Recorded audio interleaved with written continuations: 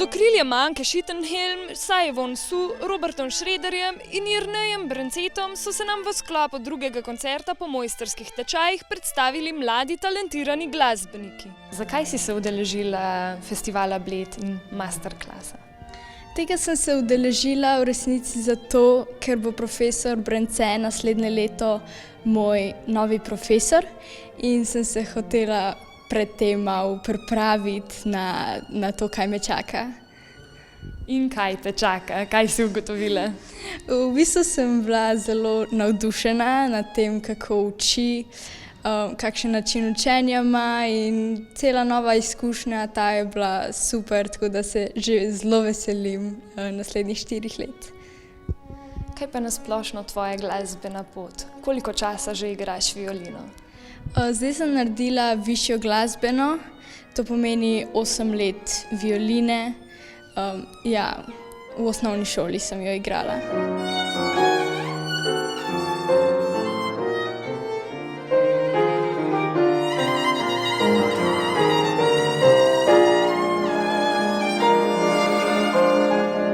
V bistvu sem želela dobiti izkušnjo s tem, ker bo profesor Brance celo leto moj profesor in sem želela dobiti izkušnje, da se malo pripravim. Včasih se zdi stati pred kamero skoraj težje od igranja enega izmed najtežjih inštrumentov. Vem, da je drugim težka sam, ker je pač niso navadni igrati, pa je poslušajo, pa se jim zdi težko igrati sam. Jaz sem se toliko že navadila, toliko mi je prišla da samodejno, da pač ne vem kako. Toliko mi je prišla v misli, da mi je enostavno lažje kot vse karkoli drugega delati.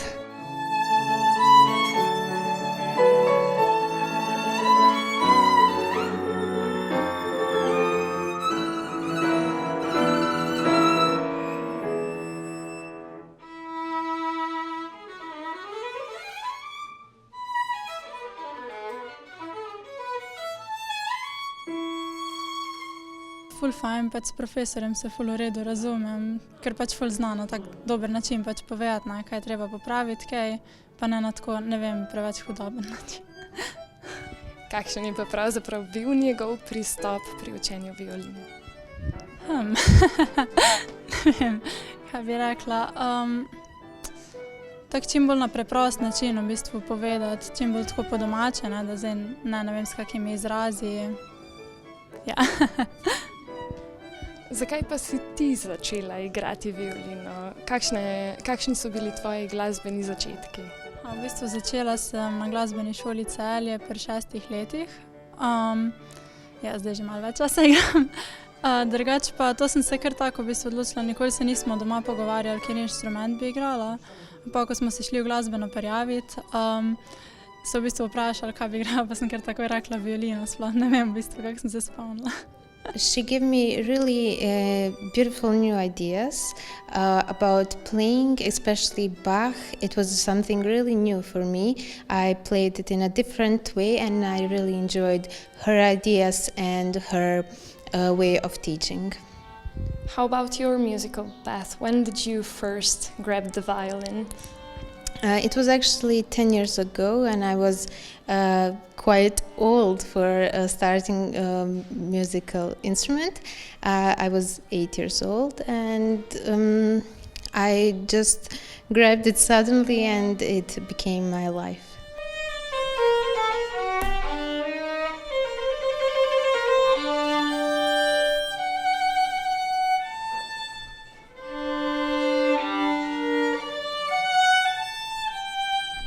O svojem pristopu na mojstrskih tečajih pa nam je več zaupal tudi Hilfried Pfister.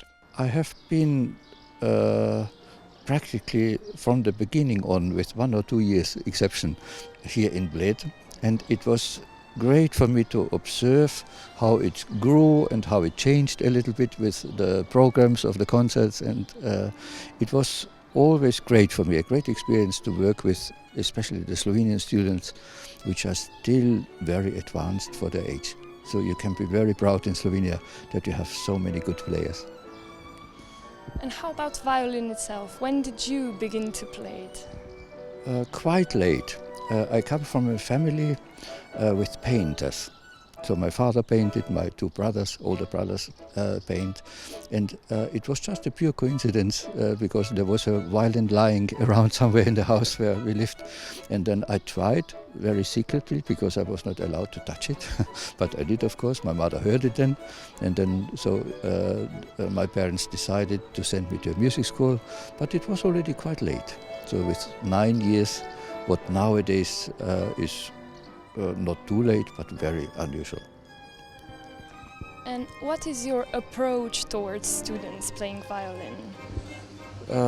The approach is very easy to explain. So most of my teaching has had to do with violin students or advanced ones who plan to start a professional study. And the approach is just that one, to build up a very solid technical basis and especially a very personal, independent musical imagination. So I'm afraid that I ask more questions, how it should be, to the students, then they get answers from me. So it's not easy for them, I know, but it's worth it because after some years when students have learned to find their own imaginations, they are much stronger persons.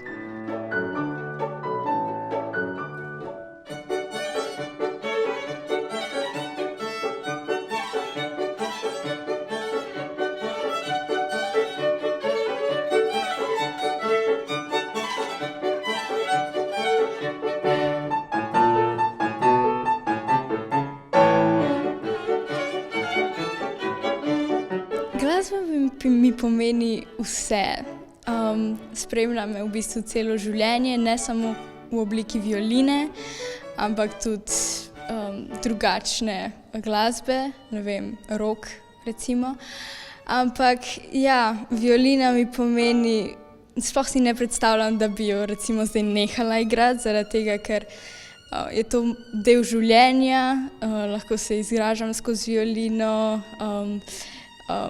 igram jo takrat, ko imam čas, takrat, ko sem žalostna, jezna, vesela, vedno. Tako da, ja, v bistvu mi predstavlja neko celo moje življenje. Stvar je v tem, da sploh ni težko, pa če imaš veselje, drugače jaz sem eno leto tam nekje v osnovni šoli, 8. razredu sem hotela že nehati vmes, ampak me je mami takrat v bistvu prisilila, da sem šla naprej, ker je pač vedela, da mi bo drugače žal. Music is not just the way I live or my job. It is really something I really enjoy and something that is more than just a job. I get asked very often, what's the sense of music? So, of course, we could live without music. So, the economy would work and we would have food, we would have some places to live. But music seems to be something that we are born with, because we grow up with the sound of the language already when we are born and not on earth yet. So there is a strong influence, and research has proven practically that babies learn the musical language from hearing the voice of the mother and maybe other noises before they start to speak. And I think this is really true. And of course, what we learn as a babies, it stays with us. So we are so strongly imprinted from that that we are missing the music if there is none. And there is no one in the world, I'm sure, who is free from music. So we hear folk music or jazz, or in the shops we hear sometimes music, in the restaurants we hear music. Life without music would be a very poor one.